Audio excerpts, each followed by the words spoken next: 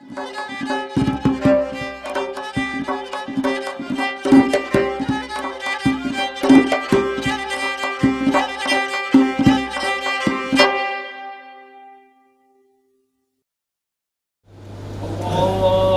أكبر. الله أكبر.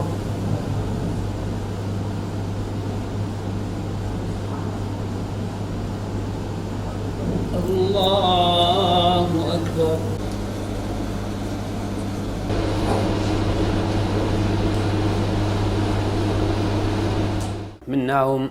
مؤيد محمد عزيز پیشم مامۆستای ئاینی ما وتارخوێن و پێشنێژی دەکەم وتاری لە مزگەوتی شێخ مەلا ڕەشیدی دەخوێنمەوە لە گەڕەکی تەیراوی لەناو بازاڕێک و لە مزگەوتە چکمانی خۆشمان مزگەوتی عزیز گەڵالی فی سەبیل الله عیشان پێشنێژەکەی دەکەم هەندە جاران سبەی نانیش و لە ساڵی موالیدم 1970 و 5 منداڵم هەیە الحەمدولله خاوەن ماڵ و منداڵم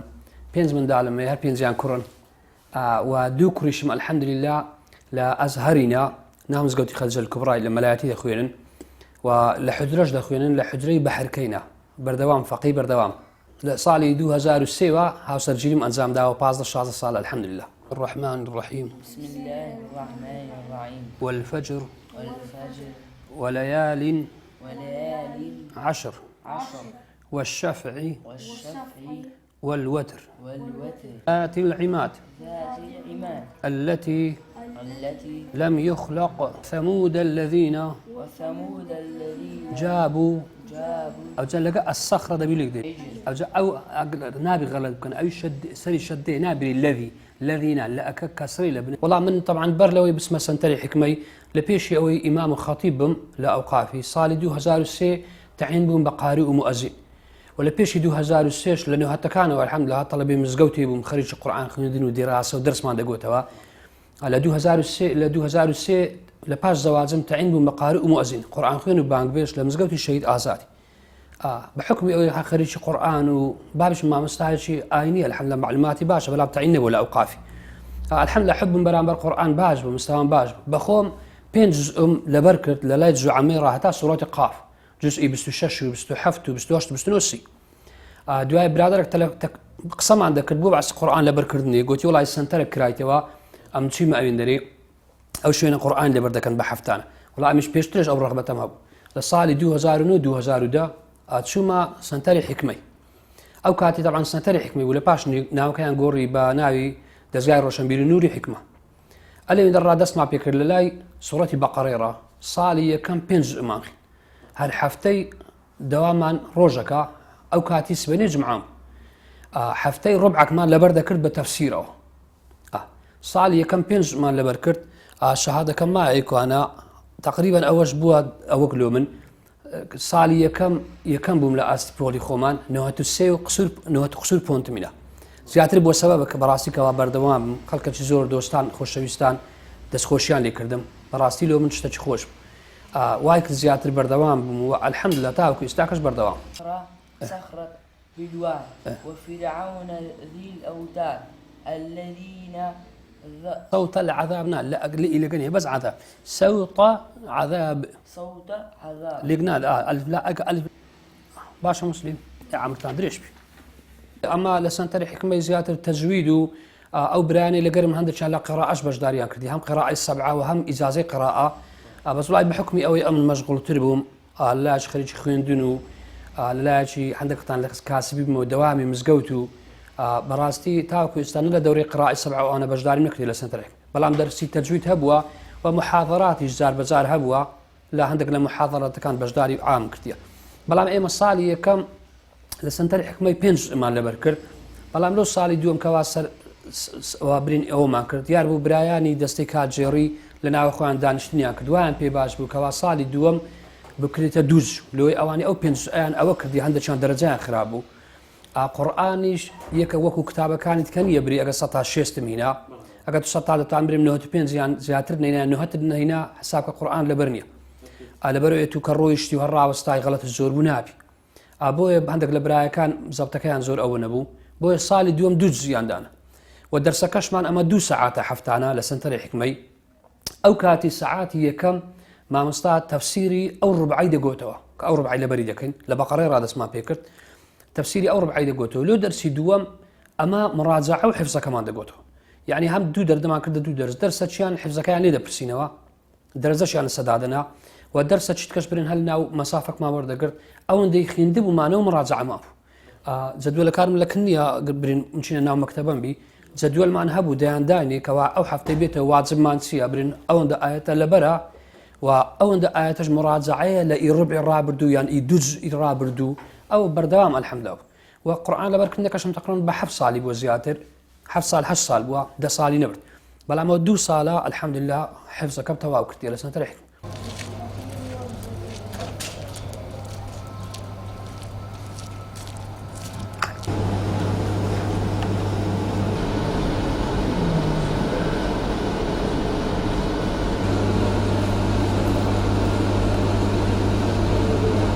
والله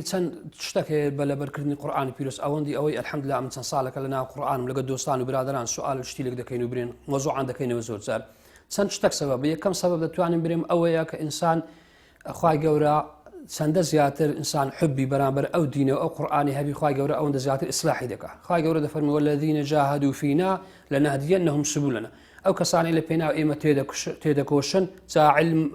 علم بي لبركني قرآن بي أو جهاد كردن بلا بينا أخوة دعوي بكاري خيري بهر تشتك بي أو تيكوشان لبينا أخوة في سبيل الله أخوة دفرم لنا هدينهم سبلنا إما الرقي خماني لو آسان دكينو هدايتي دي والذين اهتدوا زادهم هدى أو يقلا أو كان كإنسان لو خواجب كشي أو أخوة يقول دفرم واتقوا الله ويعلمكم الله أنقو تقوى خواجب كان أخوة يقول شتان فيردك وسيمن شدتوان بريم رغبته أو كسي كدتي قرآني لبردكان دسنا علما شي شرعي عند ستشتشي دنيا الرغبة لو إشي سند زياتر الرغبة للسلبية أو عند زياتر هولي لودي بلا بشي وازا شي وكل بركردن اكتسابي كي أمن وكو خمسا حالتك حالتك يعني أوي بالمصحف كي بدا زقري بوشيوي آيات شي دخلني وبري مثالا وجعلنا من بين أيديهم سدا ومن خلفهم سدا فأغشيناهم فهم لا يبصرون من الصورة ناسي بون منك أتدي لو آيات الرادس بيدكي حالتك يدا تواني لبين زاري حتى دزار باز زاري بخويني أو آياتي لو بدنگ بخويني وجيش لبي أو باشترين لبركردنا دتواني لباشن مصحفك إذا قباتش كي أو آياتي بخويني أو كهتا دي تبرد أو حالتك حالتي دوم بزور جيل راقرتن صورة أكبر الإنسان صورة غاشية كلا ورقة كمترا أو صورة زور جيب دي بردوام كجيب ليبو والدي لبردك أمزوج عن نمونش لخوشويستان دين ودن تشبيه نبي على قرآن قراني بيجا قراني شي دري لستلفزيون يعني شي تنزيل لك جنزة شي لا بلا حاشا شي جنطان فترة شي جيل موبايل يعني شي تقرا دغري والدي وكو دريته وقراني كج لبردك ببي أو يحاول يلوب دا لبردك بجراكتك أو حالاتش كمان يبرنك أو آياتي لبردكي كذا دواز كلمة كبوشي واللي بركي وجعلنا من بين أيديهم سدا وجعلنا من بين أيديهم سدا وجعلنا من بين أيديهم سدا ومن خلفهم سدا وجعلنا من بين أيديهم سدا ومن خلفهم سدا فأغشيناهم أو هادوسي كلمة لبركي يبيد أبروي حتى أو آيات تواوك أو آيات كتواوكر بين شزار يعني دزار يعني سنزار بخيني زياد باش بالضبط حتى بعض لزانا كان دفر من الإنسان واباش لستيبين زاني كمتر ناخين توا كحفظك أو آيات كلبركر أدوسي ساعات الدوام بوشيوي لبرك أو جت ساعة يوسد بينس آيات لبركيز عندك الزانا عند فرن باشترين لبركن بينس آيات ود لبركن دينش دوشي ويا هي بتسلسلة لبقرة راح تعاوك دقات السورة الناس والشيء وجدك هي بعض الزانا كان دفر من أول سورة آسانا كان لبرك أو سورة ثانية زور قرص إن آيات متشابهة أنت دانية عندك سورة هي قرص ترى بين وكو سورة يونس وكو سورة النساء أو وكو سورة لقيتك كان الرحمن يعني سورة مرسلات ككلمة متشابهة دوباره يعني دو كات زور باشا لبركردني كان أوي لباج نيجي بياني إنسان كحستاوا قرآني لبركة لبروي ميشك صافة مشغلته ومشقتي روجاني تكاسبية وظيفة لنا وميشكنية أتو باش عند بعض الزانا كاج دفر من دو كات لو لبركردني زور باشا شوان لبيشي بنوي بخويني وش سبينيش لخيسته يعني أو دو كاتك ليك ددي كاتك زور باش لطيفة خوش هي أمر المحكمة مع مستوى عيني ما بيش عن فقيه درسيان دقوتوا درسيان داخلين لحجري هذا صعوبتك لنا مع مستعيني عيني درين أجا مع مستعد لحجري درسي قوتوا وقدان اسمني درسي قوتوا بخوت تيدقات سي قوتيا فقيه كش تيدقا درين أجا باجنراني مع مستعد درسي قوتوا ولا حجري ملاك مع مستعد زاني سدري كو درسك شرطك بس فقيه كتيناقا مشغول بول اسمني وقمان وديري الأقسام بوك أو مشقتش لأن أجا شيء بعد الشيء ما مصدر سيقوته وإنما مصدر باشتري ذكر كشرح ذكر نفقيك باش أتبلي إنسان بيانيان باشترين كات أتو بيشتري نورك لنا ودلد نبوه حسب ونوريك حسب حلاوة إيمانك بلالي حبشي رضا رحمة خوالي السربي دي فرمو أجابيته بهاش دلي وشي دلي من خوش بهاش شين الزر خوش بحقت أمن هندت زعلان كخلقك في رزباي اللي كنا خلقك واد زاني للسنتري دزقاي نودي حكمة ما يعني وكو كو كابراي زورتيني بي شي فين شي بخواته وتصندري مرتاح دبي حسب لفظ خواي جورا حسب مرتاح يشي لك زور زالك ندوستاني شن باسك دي قلت عندك سنكاري كردوه شي خوم لدنيا دا انزام دايا دلم زور پێ خۆش بووە کا بەبیرم دێتەوە یەکیان ئەوەی وەزیفەی مەلایەتیم کە ئیمام خەتیب لە مزگەوتەچی خوای گەورە ئەمانەتی ئەو دینەی تا ڕادەچی لە دینی خوای شارەزامە و بە خەڵکانە چی ڕادەگەینم و جیاوازی دووەمیشم نعمەتی دووەمیشم کەوا گەلک دلم پێ خۆشە ئەوش ئەوەیە کەوا لە مەرکەز تەحفیظ قورئانی پیرۆز بە قورئان لەبەر کرد و بەنسبەت مشەقەت و مادیبوونەکەش ئەمن هەندێک جاران ئەو قسەی دەکەم دەرم ئەو کەسەی دەستە حەزێ دەچی پارەی چەندە دەیان وەرەقی سرف دەکا ئەو هەم مادیبوون مشەقەت و برسێتی و تێنیەتی دوو لە مال و منداڵی بس همو خلشي هولي لو ددا وحسب تسمر مرتاح يشتكى كلا بيتي او احرام لا ساعي عرفات ودقريله تشي خوي ايماش بحق تشتكى وابو يعني قران خويندن اجا زور كاتبوا ايش خون سدانا موعد مرفس كرتوا سفر لقى دوستو برادران انواع واشكال شي شوكو او يخوم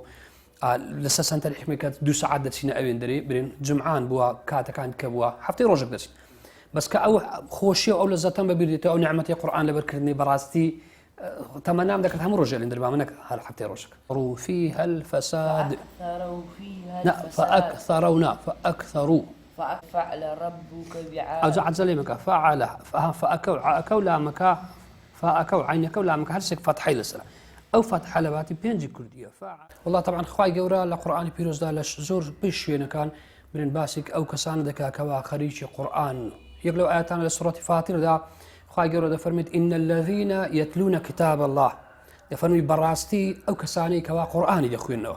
طبعا زاناش رحمة إخوانا السربي دفرمي حفظك أولاد كإنسان تكون حتى لزور خنوي أو زي حفظك يبدزدين صاحب القرآن دفرمي إن الذين يتلون كتاب الله أو كس براستي أو كساني كوا قرآني يخوينه وأقاموا الصلاة دفرمي نيج أنزام بدن نيج أنزام بدن تمشاك نيج كقولتين ركن إسلاما خواهي قولوا لو شيني تلاوكي لبيش ودانا دفرموا أقاموا الصلاة وأنفقوا مما رزقناهم قال فرمي لو ما عليك وأما بيشمان بخشينا دبخشنا وأوان سرا وعلانية بنهيني وبأشكرا يرجون تجارة لن تبور قال فرمي تجارة شيلك أخوائي كان قطع قصر الاتدان لشين كذا فرمي بل هو آيات بينات في صدور الذين أوتوا العلم فرمي براستي أو تسن آيات شرون وأشكرا للسنجي أو كسانينك وأهل الزال علم بيغمبري خواهي فرمي صلى الله عليه وسلم دفرمي أقربية القرآن لسه يعني لسه بيستشي بنسرته أو بيستشتي هردنا وآجري أنت هردنا جهنمين أو بيستيان أو ورقي ناسرين كوا أوي للسرع قرآن لسه يعني والدليل كلوي كوا إنسان كوا أهل قرآن لبردك أمدوا إن شاء الله بقدر أو يخوي كدرسوسي لي خوي هبوا خوي قبل الروج قيامة الأجري جهنمين شتي إن شاء الله وبيغمبر صلى الله عليه وسلم دفرمي أو كسي كوا صاحب القرآن دي خوين توا عملي بيدك على بريدك حبو بابتك كان دقرتوا دفرمي أول روج قيامته لنا قبر زنيدته حديث الصحيح هذا فرمي ديل سبيا وشزون نوراني جوان دي السلام اللي ذكاو دسي دقري دري ورا بدبم لهمش يعني كان قطار بكم هتادت بمنا بهشت أتو أورو هيسترسو أود لسني خمد لسني أجدري بقربان أتو تشيلو كاتيلو من هات صاحي محشرة أو أويا دري من أو قرآن ما كوا أتو بردوام لقى من بلادراتي تكرت براسي القرآن أوند لا تفسيرك إلى علمك إلى علومك إلى حد ما شاء الله باسلك القرآن تيربون أوينيا